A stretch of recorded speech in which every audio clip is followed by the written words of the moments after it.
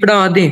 لام واو زبر لو، لام واو زبر لو، حا دو زیر حن، ہا دو زیر ہن، لو حن۔ لوحن۔ اب اس میں بیٹا واو لین بیان ہوا، ٹھیک ہے نا، واو ساکن سے پہلے جی زبر آ جائے تو کیا ہوگا؟ واؤلین۔ شاباش۔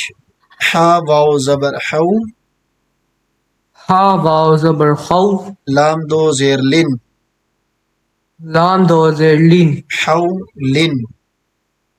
خو لین۔ اب اس میں بھی کیا بیان ہوا؟ حروف لین، واو لین بیان جی ہوا کہ واو ساکن سے پہلے زبر آ جائے تو کیا ہوگا؟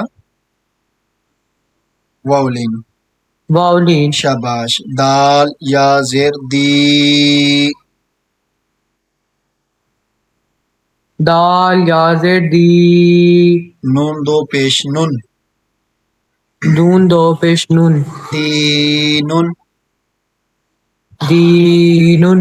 اب اس میں بیٹا یا مد بیان ہوا، یا ساکن سے پہلے زیر آ جائے تو کیا ہوگا؟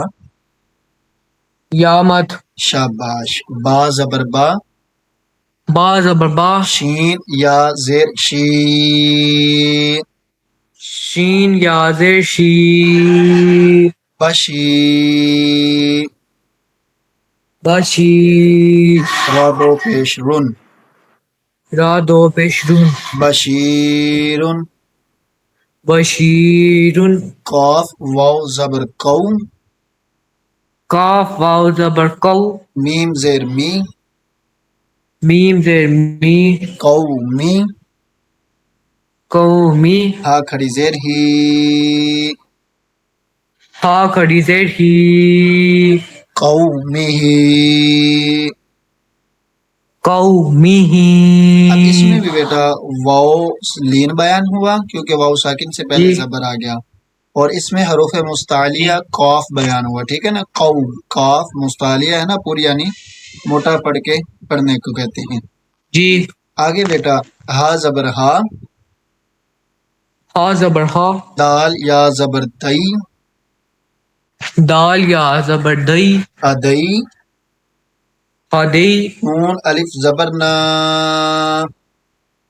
نون الف زبر نا، ہدئی نا۔ ہدینا۔ اب اس میں بیٹا دو باتیں بیان ہوئی، ایک تو یہ کہ یا ساکن سے پہلے زبر آ جائے تو یا لین ہوگا، جی اور نون کے آگے الف بیان ہوا، الف سے پہلے زبر آ جائے تو الف کیا ہوگا؟ مد۔ مد ہوگی۔ شاباش۔ تو اسی لیے یا لین اور الف مد بیان ہوئے، اوکے۔ جی